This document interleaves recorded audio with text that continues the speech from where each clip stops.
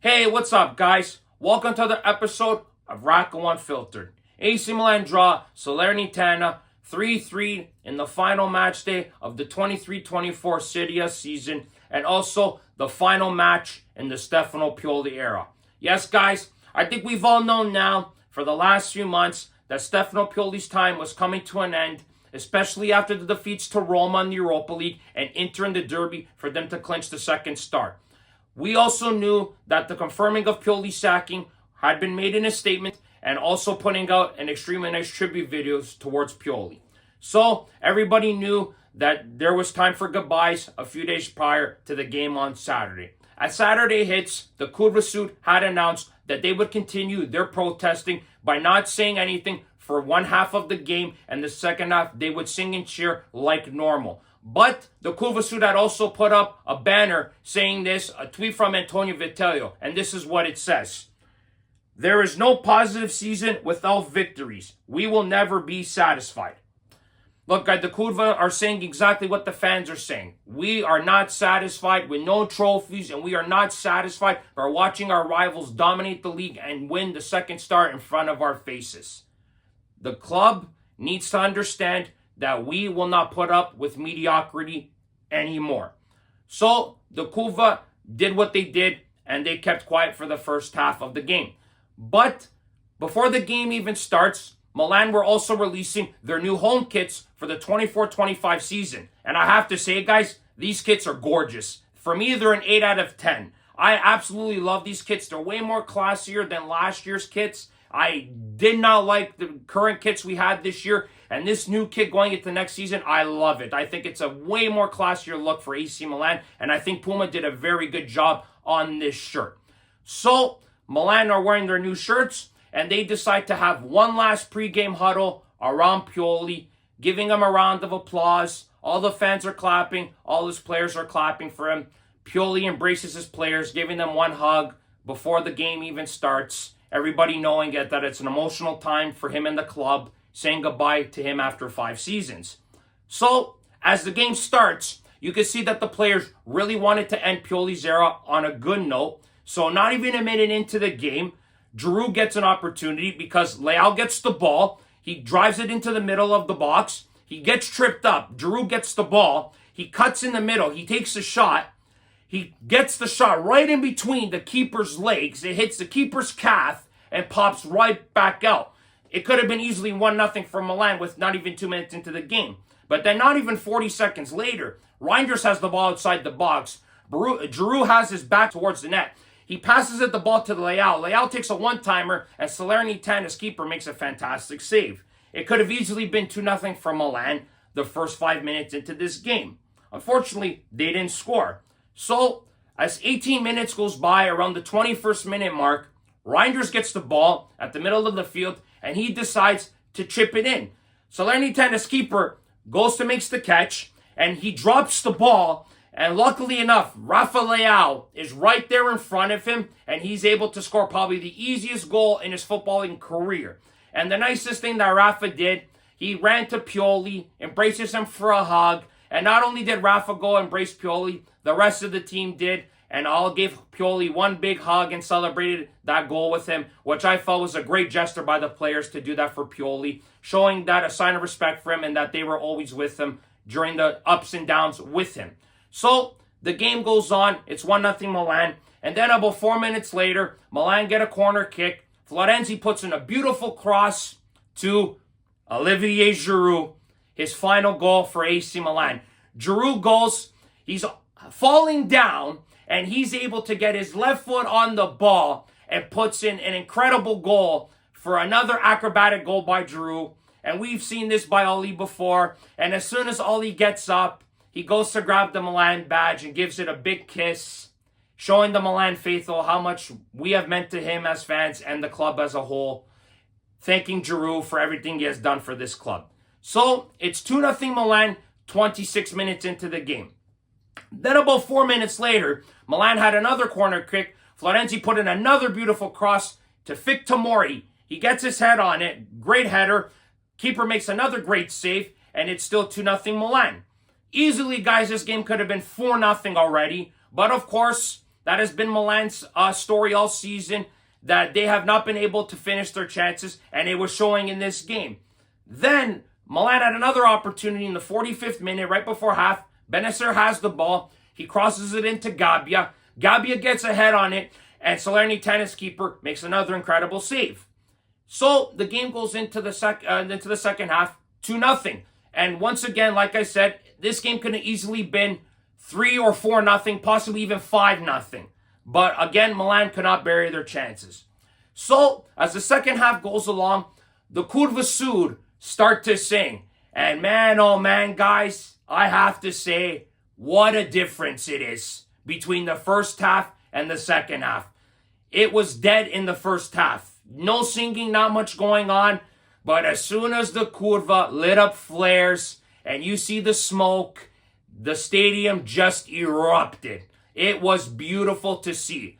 The Curva Sud made a statement to management that if they don't do what that needs to be done in the transfer market, there will not be many fans in the Curva next season. So they made their presence very clear by how loud they were singing in this game. Milan's up 2-0. But then in the 63rd minute, Salernitana get a little bit of life. They get a corner kick, and Simi scores off the cross to make it 2-1. Okay? So now you guys were probably thinking, okay, the game doesn't have much meaning, but you would like to win the final game of Pioli's era, right? But you give Salernitana a little bit of life. So it is 2-1, all right? And then I would say about the 73rd minute, Pulisic gets the ball on the wing. He goes and crosses it in beautifully to Davide Calabria. Heads it in, of course. Calabria, of course, scores a goal when it means absolutely nothing. And it is a 3-1 lead for AC Milan. And you're probably thinking, okay, it's 3-1, game's over, right? Wasn't the case, gentlemen. Wasn't the case. So, 87th minute goes around. Pioli makes a plethora of changes, okay? The players pretty much seem to have packed it in. And Salernitana has the ball outside the box. Okay, Junior Samba has the ball. He cuts to the left.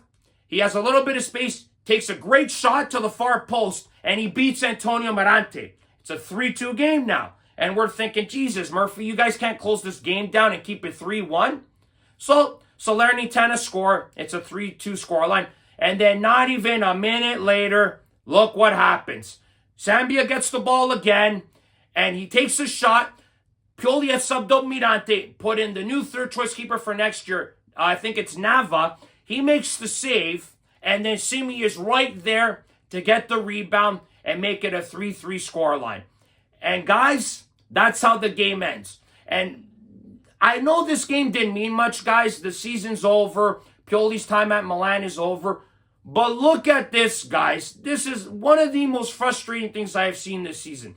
There are 3 teams in Serie A this season that have not been able to get more than 3 points against Salernitana.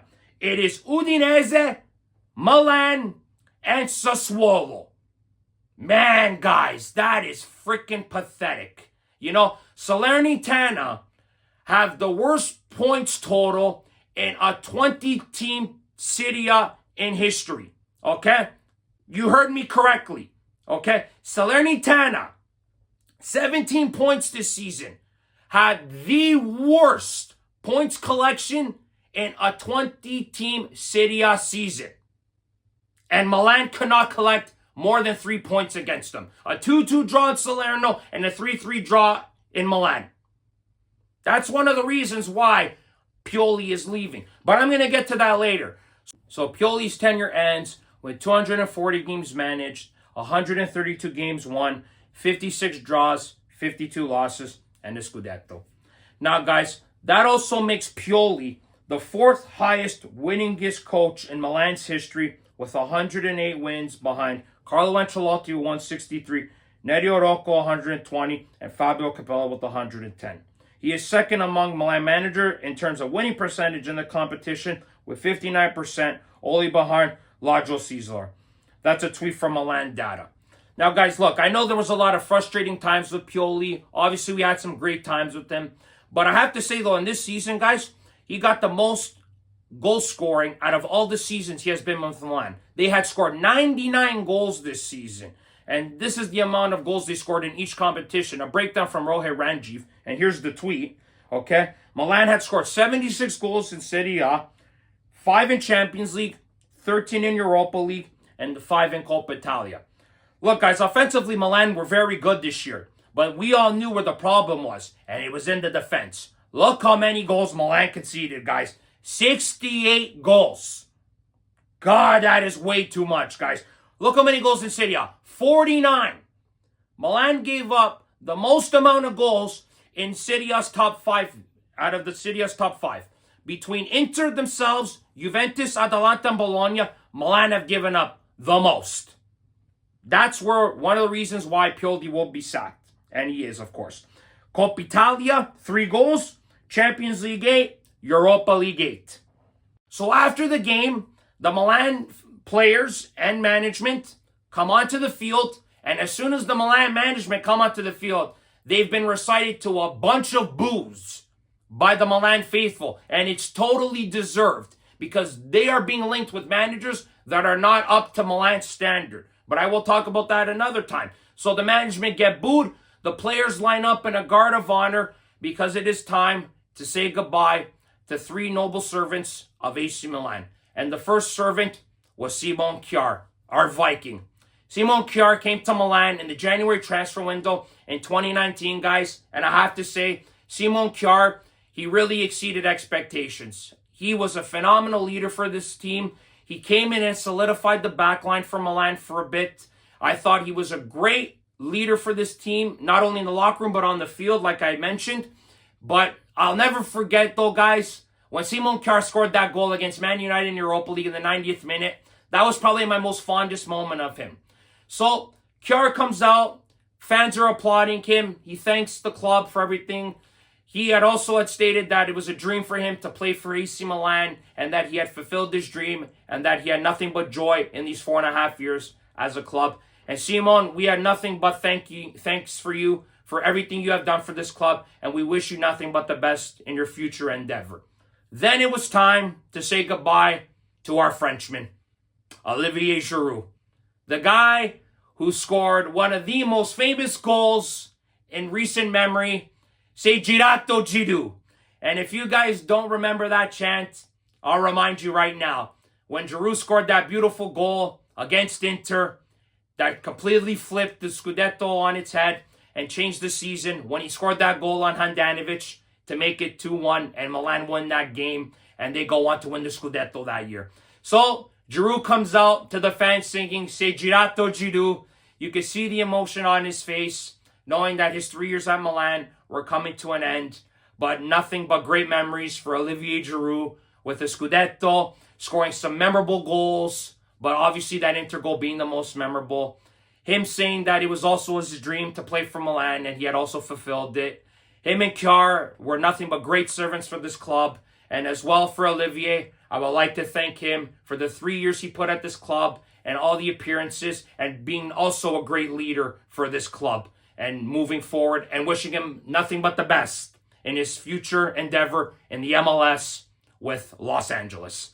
But now, guys, we all know who it was time to say goodbye to. Our Mr. Stefano Pioli. After 5 seasons, Pioli has ended. And guys, we all knew that his time had to come to an end at some point. But the way Milan ended it, I felt, was extremely classy.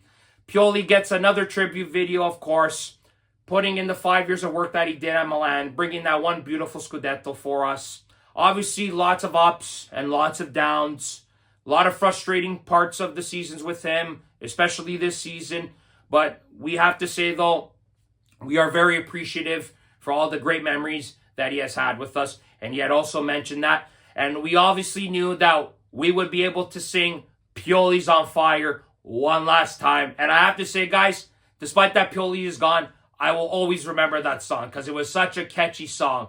So the fans start to sing Pioli's on Fire. Pioli embraces the faithful. And thanks to fans, Milan's management gifts them with a framed jersey with all the signatures of the players, thanking them for their time. And they go on around the field, waving goodbye to the fans.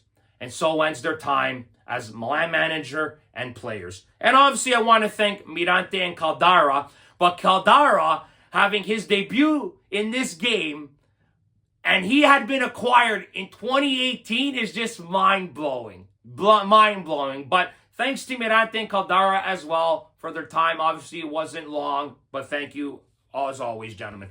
But I want to get into a little bit into Stefano Pioli and why I felt he needed to be sacked, okay? And guys, we all know that there's lots of reasons why Pioli deserved to be sacked, okay? We could talk about the 6 straight derby defeats, okay? Especially the 1 Super Cup loss, them beating us for the second star right in front of our faces, okay? We could talk about the Europa League defeat to Roma, okay? We could talk about how he manages his players and how he rotates them and integrates them into the team, okay? But like I said, guys, the way he managed the players, especially integrating them, okay? We knew guys like Charles de Ketelaere, Samuel Chukwueze, Yassine Adli, Filippo Terranciano, okay? Even Chao and Kalulu when they first came in. Pioli refused to give them a chance, okay? And that was one of his biggest flaws as a manager. He didn't improve his young talent.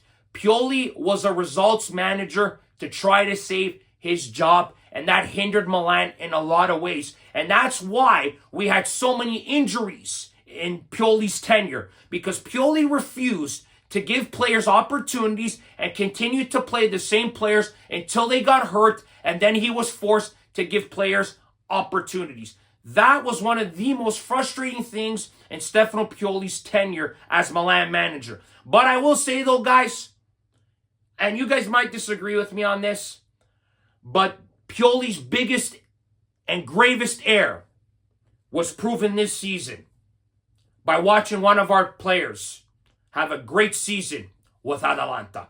And guys, I will tell you this, I will never forgive Pioli for how he treated Charles de Ketelaere. I will never forgive him, okay? Look what Charles has done for Atalanta. 23 goal assist contributions this season, and not to mention a Europa League medal, snapping Bayern Leverkusen's 51 game unbeaten run with Atalanta, and he started in that match. You see the difference between a great manager like Gasperini and a flawed manager like Pioli, okay? That right there, the way he treated certain players was sackable enough as it was, okay? Pioli did a lot of great things, especially the Scudetto season. I felt he was incredible that year. He did everything right in that Scudetto season. Even the COVID bubble, I felt Milan were playing incredibly when they finished second in a Champions League place for the first time in like 9 years. So Pioli did a lot of great things from 19 to the 22 Scudetto season. But the last 2 seasons, very bad from Pioli. His man management, his substitutions, everything. Pioli just digressed. And this is why now he is being sacked. Now, guys, I'm not going to talk about who his successor is going to be. I'm going to talk about his successor when the confirmation comes in. But I think we all knew who it's going to possibly be. But I'm not going to get into it now, though, guys. But all I want to say, though, is, guys, thank you guys again for watching me these last month and a half of the season. I know I started a little bit late into the season near the end, but I thank you guys for watching me this season. I will be back starting the beginning of the season, okay? In a few weeks' time, guys, we got the Euro 2024 coming up. I will be supporting Italy because I am Italian, of course, and I will be doing a review video on the 26-man roster that Luciano Spalletti picks, but that is for another time, and it will be very soon. And I will also be doing, like I said, another video on the new Milan coach. Guys, it has been a very up and down season for AC Milan. Pioli's time is up. Giroud and Kjaer leave us. We move on now to the summer. And now that the summer is coming up, the transfer market and everything else going into the next season will be very interesting. Milan management, you have been warned already by the Curva Sud. And I'll tell you guys right now, if you guys do not buy the players we want, there will be some problems coming into the new season. We'll have to wait and see though, guys. We'll have to be patient. But guys, this is it for this video. Thank you very much for watching. Subscribe if you liked it. Okay? Click like if you liked it. All right? Thank you guys again for watching. If you guys do not watch sports, you're more. Forza Milan. Ciao, guys.